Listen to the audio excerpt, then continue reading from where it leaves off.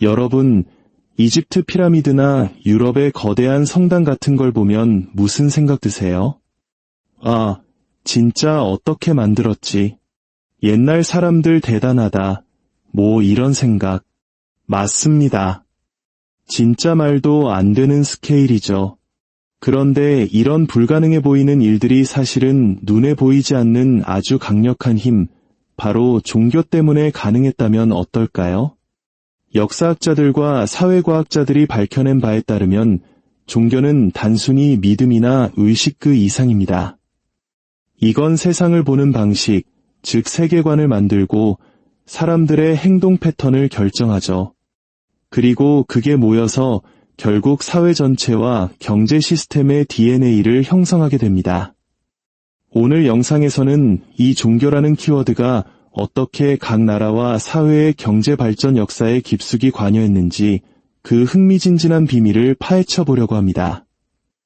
여러분의 지갑과 통장에 경제적 지혜와 부의 축복이 가득하길 원하신다면 지금 바로 구독과 좋아요 버튼 누르시고 그 축복을 미리 예약해두세요. 여러분의 구독이 곧 미래를 위한 현명한 투자가 될 겁니다. 자, 물론 한 국가의 경제에 영향을 미치는 요인은 수백, 수천 가지가 넘습니다. 하지만 오늘은 그 수많은 퍼즐 조각 중에서 종교라는 조각이 얼마나 큰 그림을 차지하는지 집중적으로 들여다보자는 거죠. 역사적으로 종교는 사람들의 선호도를 결정했습니다. 이건 너무나 당연한 이야기예요. 각 종교마다 고유한 생활 양식과 지침이 있으니까요. 뭘 먹고, 뭘 입고, 언제 일하고, 언제 쉬어야 하는지까지. 이런 사소한 선택들이 모여서 한 사람의 인생을 바꾸고, 나아가 그들이 속한 사회의 경제와 정치 시스템을 뒤흔들게 됩니다. 이 연결고리를 아주 예리하게 파고든 사람이 있습니다. 바로 독일의 전설적인 사회학자 막스 베버입니다. 베버는 그의 역작 프로테스탄트 윤리와 자본주의 정신에서 아주 충격적인 주장을 합니다. 초기 유럽 자본주의 시대에 유독 프로테스탄트, 즉 개신교를 믿는 집단이 경제적으로 크게 성공했는데 그 이유가 바로 그들의 신앙에 있었다는 겁니다. 왜였을까요? 개신교 교리는 이 세상에서의 성공이 영원한 구원의 증표가 될 수 있다고 가르쳤습니다. 쉽게 말해볼까요? 열심히 일해서 성공하는 것이 단순히 이 생에서 돈 많이 벌고 부자가 되는 걸 넘어서 내가 바로 하나님께 선택받은 사람이라는 걸 증명하고 천국행 티켓을 확보하는 일종의 미션이었던 겁니다. 이거 완전 요즘 우리 MZ세대가 열광하는 갓생의 원조 버전 아니겠어요? 그냥 열심히 사는 게 아니라 신의 소명을 다하기 위해 하루하루를 성실하게 살아가는 거죠. 이런 믿음은 그들을 기업가 정신으로 이끌었습니다. 개신교 국가의 엘리트들은 벌어들인 돈을 사치에 쓰기보다 다시 산업에 재투자했습니다. 산업혁명을 최초로 이끈 국가들 중에 개신교 국가가 다수였다는 건 결코 우연이 아니었던 거죠. 물론 이걸 너무 단순하게 볼 수는 없습니다. 산업혁명에는 기술 발전, 자원, 정치 상황 등 수많은 다른 요인들이 있었으니까요. 하지만 종교와의 연결고리를 무시하고는 이 거대한 역사의 흐름을 완전히 이해할 수 없습니다. 자, 이제 더 재미있는 이야기로 넘어가 보죠. 바로 이자에 대한 이야기입니다. 지금 우리에게 너무나 당연한 이자라는 금융 개념, 이 역시 종교와 아주 깊은 관련이 있습니다. 고대 근동 지역의 초기 종교 시스템은 사실 이자 받는 것을 장려했습니다. 왜냐하면 그들은 무생물조차 식물이나 동물처럼 스스로 번식할 수 있는 살아있는 존재로 봤기 때문입니다. 논리가 아주 단순해요. 땅에 심은 씨앗이 자라서 열매를 맺듯이 빌려준 돈도 이자를 통해 스스로 불어날 수 있다는 거죠. 이 믿음 때문에 고리대금업, 즉 이자를 받고 돈을 빌려주는 일이 아주 흔한 관행이었습니다. 그런데 여기서 역사의 흐름을 바꾼 거대한 세력이 등장합니다. 바로 아브라함 계통의 종교들, 즉 유대교, 기독교, 이슬람교입니다. 이들은 전혀 다른 세계관을 가지고 있었어요. 바로 보편적 형제입니다. 이 종교들은 초기에 주변의 거대한 이교도 사회로부터 박해를 받으며 성장했습니다. 그렇기 때문에 내부적으로 강력한 공동체 의식을 만드는 것이 생존에 필수적이었죠. 생각해보세요. 여러분이 여러분의 친동생에게 돈을 빌려주면서 이자까지 칼같이 받는다고 상상하면 좀 껄끄럽지 않나요? 바로 그 감정을 신앙 공동체 전체로 확장시킨 겁니다. 구약 성서에서는 대출로 이익을 얻는 것은 상대를 착취하는 행위이며 신과의 언약을 욕되게 하는 것이라고 말합니다. 이슬람도 마찬가지예요. 대출과 차용은 이익을 추구하는 사업이 아니라 다른 사람을 돕기 위한 사회적 활동으로 간주했습니다.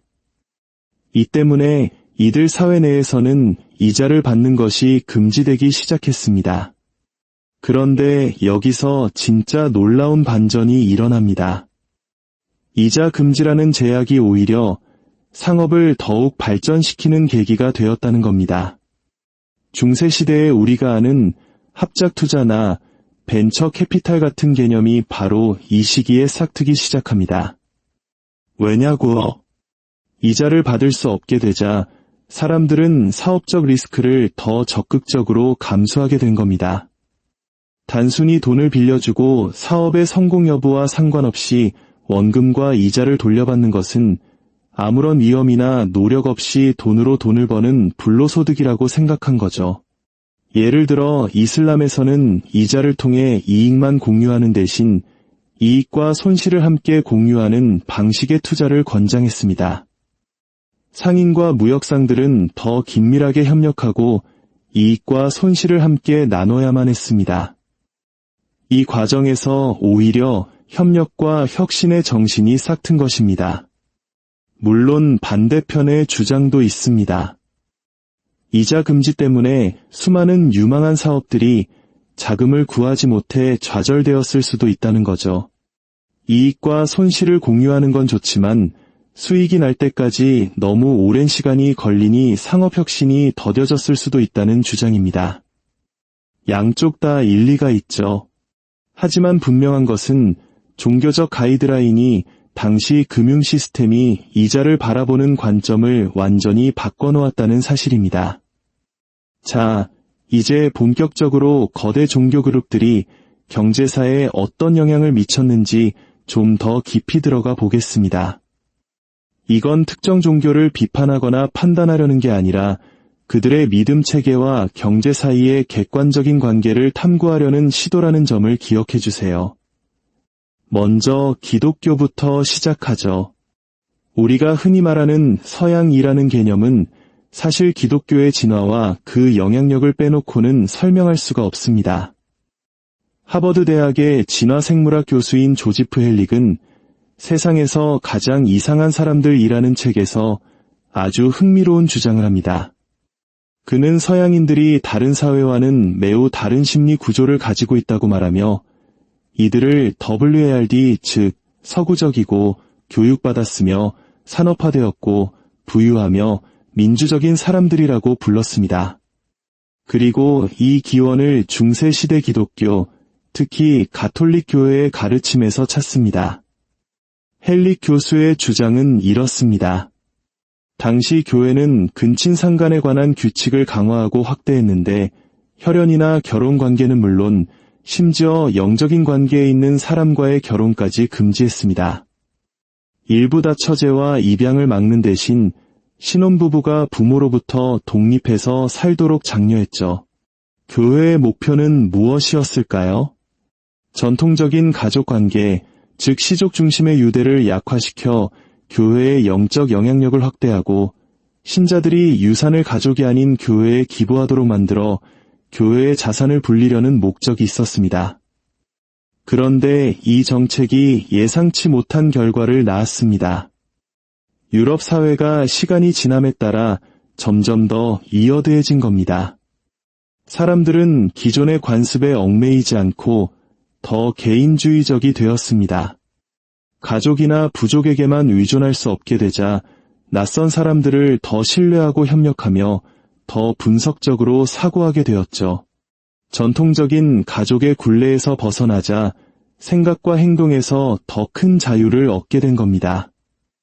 이 새로운 독립성이 바로 기업가 정신과 개인주의에 불을 지폈고, 이는 결국 경제혁명과 정치혁명으로 이어졌다는 것이 헬릭 교수의 이론입니다.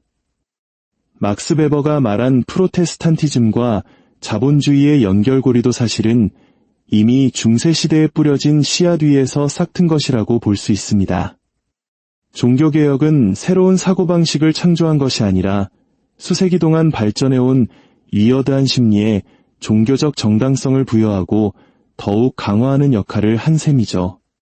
같은 맥락에서의 동유럽에서는 시장 자본주의가 제대로 발전하지 못했는지도 설명할 수 있습니다. 동유럽의 주류인 동방정교회는 자유시장 자본주의, 재산권, 관료국가의 등장을 종종 방해하는 역할을 했습니다.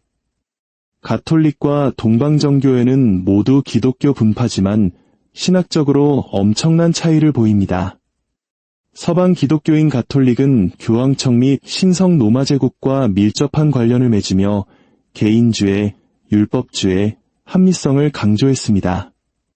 가톨릭에서 인간과 하느님의 관계는 일종의 법적 계약 관계와 같아서 신자들은 신성한 규칙을 준수하고 잘못에 대해서는 교회의 감독하에 보속을 치러야 했습니다. 반면 동방정교회는 헬레니즘 전통의 영향을 받아 내적 성찰과 공동체적 가치에 더 중점을 두었습니다. 법적 의무보다는 사랑과 헌신에 기반한 관계를 강조했죠. 이 차이는 20세기에 극명하게 드러납니다. 동유럽이 공산주의에 더 쉽게 물들었던 이유 중 하나는 동방정교회 자체가 본질적으로 공동체주의적 성격을 띠고 있었기 때문입니다. 정교의 신자들은 개인보다 정부가 더 큰 책임을 져야 한다는 좌파적 정치 성향을 보이는 경향이 있었습니다. 1930년대 러시아의 사상가 니콜라이 베르데예프는 공산주의가 유독 동방정교의 전통이 강한 국가에서 번성하는 것을 보고 이상적인 공산주의자는 헌신과 희생정신을 가르치는 정교회적 훈련을 통해 만들어진다고 주장했습니다. 집단 농장, 청년단체, 강력한 국가와 비밀경찰, 이동에 대한 엄격한 통제 등 공산주의 정책과 제도들은 기존의 정교의 규범과 아주 잘 맞아떨어졌던 겁니다. 물론 이것도 한쪽 면만 본 것일 수 있습니다. 일부 학자들은 프로테스탄트가 강조하는 극단적 개인주의와 경쟁이 파시즘 이데올로기가 뿌리내리기 좋은 환경을 만들었다고 주장하기도 합니다.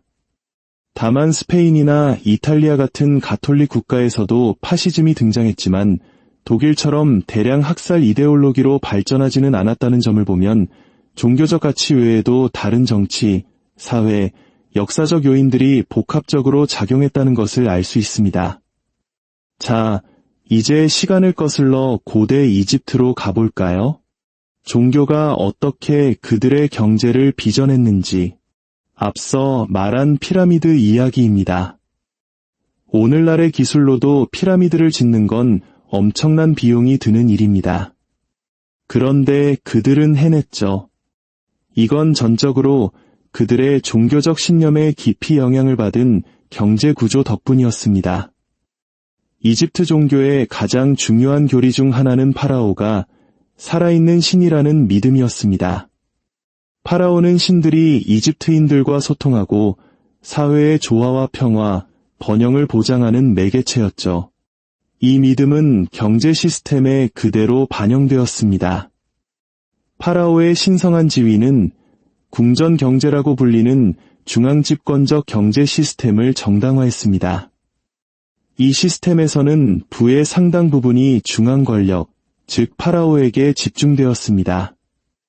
궁전은 인구로부터 재화와 용역을 걷어들여 재분배하는 역할을 했습니다. 중앙행정부가 사회 전체의 이익을 위해 자원을 관리하고 할당하는데 가장 적합하다는 생각에 기반한 것이죠. 피라미드는 종교적 기념물이기도 했지만 이 중앙 집권 경제를 강화하기 위해 지어진 것이기도 했습니다. 반짝이는 흰색 석회암으로 마감되어 태양 아래 빛나는 거대한 피라미드의 모습은 그 자체로 압도적인 권위의 상징이었습니다. 그리고 이 건설에 참여하는 것은 노동자들의 종교적 신념에 의해 크게 강화되었습니다. 흔히 알려진 것과 달리 피라미드는 노예가 지은 것이 아닙니다. 오히려 고도로 숙련된 노동자들이 지었고 그들은 양질의 음식으로 보상을 받았습니다. 이 거대하고 명예로운 프로젝트에 참여하는 것 자체를 영광으로 여겼죠. 이 거대한 스케일은 역사상 최초의 민족 국가가 가진 핵심 원리, 즉 중앙 집권적 권력의 힘을 보여주었고 이는 종교의 영향력 때문에 가능했던 겁니다. 자, 이제 시선을 동아시아로 돌려보죠. 역사가들은 자유시장 자본주의가 개신교 기독교의 영향을 받은 지역에서 번성했다고 말합니다. 개신교의 가치관이 근면과 개인의 성공을 장려하여 자본주의 성장을 뒷받침했다는 거죠. 그런데 아주 흥미로운 예외가 있습니다. 바로 동아시아입니다. 이곳에서는 유교가 강력한 영향력을 미치고 있었죠. 유교는 프로테스탄티즘처럼 자본주의 경제에서 성공하는 데 도움이 되는 특성들, 예를 들어 근면, 교육열, 절약 등을 장려했습니다. 하지만 결정적인 차이가 있었습니다. 유교는 전통적으로 과도한 이윤 추구를 경계했습니다. 이윤 추구는 탐욕에서 비롯된 것이며 군자는 위로움을 생각하고 소인은 이익을 생각한다고 가르쳤죠. 이 때문에 동아시아에서는 자본주의가 자생적으로 발현되지 못했습니다. 그런데 서구로부터 자본주의가 수입된 후 동아시아에서는 성공에 대한 아주 다른 동기부여가 만들어졌습니다. 바로 의무감입니다. 유교 사회는 5가지 핵심적인 인간관계를 기반으로 역할과 의무를 규정합니다. 사람들은 이 의무를 다할 책임이 있었죠. 외부 조건은 통제할 수 없지만 자신의 노력과 책임은 통제할 수 있다는 생각이었습니다. 이 의무에 대한 집중이 자본주의적 행동을 동기부여하는 데 큰 도움이 되었습니다. 예를 들어 오늘날 많은 동아시아이민 노동자들이 가족과 공동체에 대한 깊은 의무감으로 열심히 일하는 것을 볼 수 있습니다. 그들은 개인의 성공만을 위해 일하는 것이 아니라 자신의 책임을 다하고 사랑하는 사람들을 부양하기 위해 일합니다. 칼뱅주의 윤리가 신자들에게 열심히 일하고 성공하도록 동기를 부여했던 것처럼 유교 윤리는 사람들에게 기회를 포착하고 의무를 다하도록 동기를 부여했습니다. 그들은 이윤 추구보다는 의무감에 이끌려 자신의 에너지를 일에 쏟아부었고 이 모든 것의 배경에는 유교라는 철학적, 종교적 믿음이 있었던 겁니다. 마지막으로 이슬람 문명과 그 경제를 살펴보겠습니다. 역사가들은 종종 이슬람의 황금기를 이야기합니다.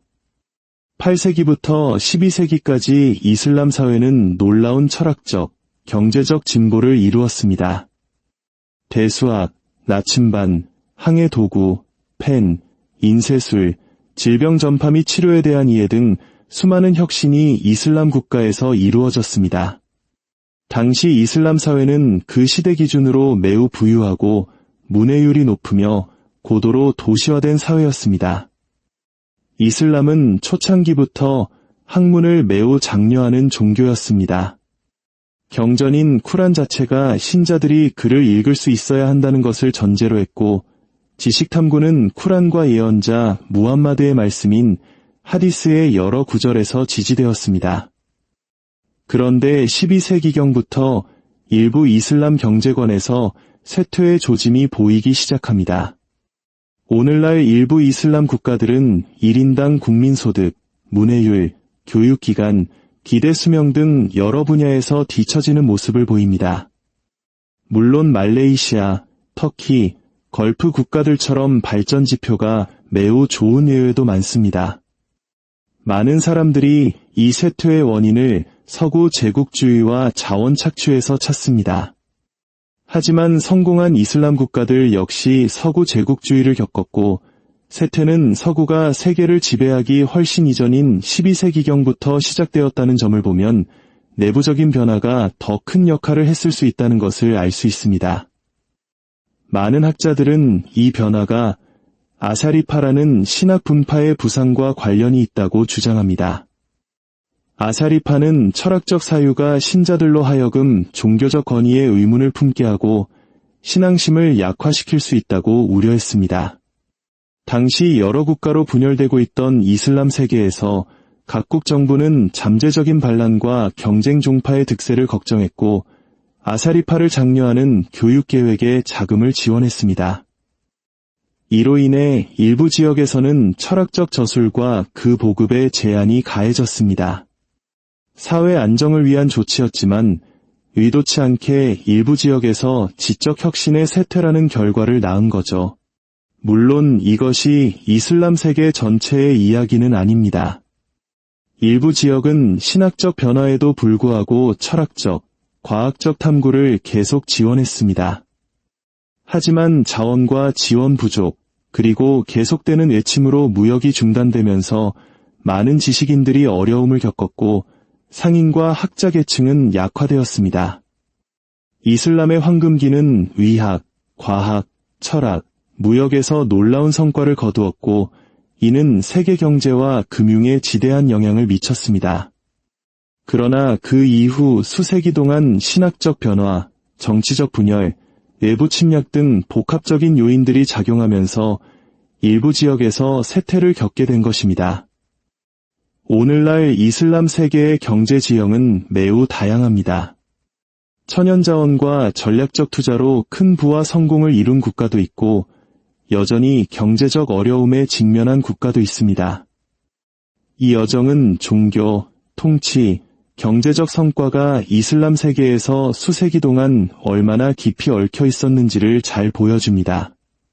자, 이제 전체 이야기를 종합해 볼까요? 이쯤 되면 여러분도 종교와 경제가 항상 깊이 얽혀 있었다는 점에 동의하실 겁니다. 이 관계를 검토함으로써 우리는 오늘날 세계가 어떻게 작동하는지에 대한 더 명확한 이해를 얻을 수 있습니다. 종교는 우리의 가치관과 행동에 영향을 미치고 이는 다시 우리의 경제 및 정치 시스템을 형성합니다. 이 연결고리는 왜 사회마다 경제 관행이 그렇게 다른지, 왜 일부 비서구 국가들이 다른 국가들보다 자본주의에 더 효과적으로 적응했는지를 설명하는 데 도움을 줍니다.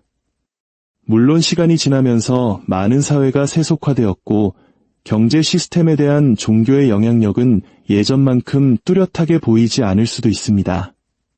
하지만 그 표면 아래를 들여다보면 종교가 여전히 복잡하고 때로는 매우 놀라운 방식으로 경제 발전에 영향을 미치고 있음을 알 수 있습니다. 오늘 이야기는 여기까지입니다. 종교와 경제의 관계에 대한 여러분의 생각이 궁금하네요. 댓글로 여러분의 의견을 자유롭게 남겨주세요. 시청해주셔서 정말 감사합니다. 아직 구독하지 않으셨다면 꼭 구독해주시고 저는 더 흥미로운 경제 이야기로 곧 돌아오겠습니다.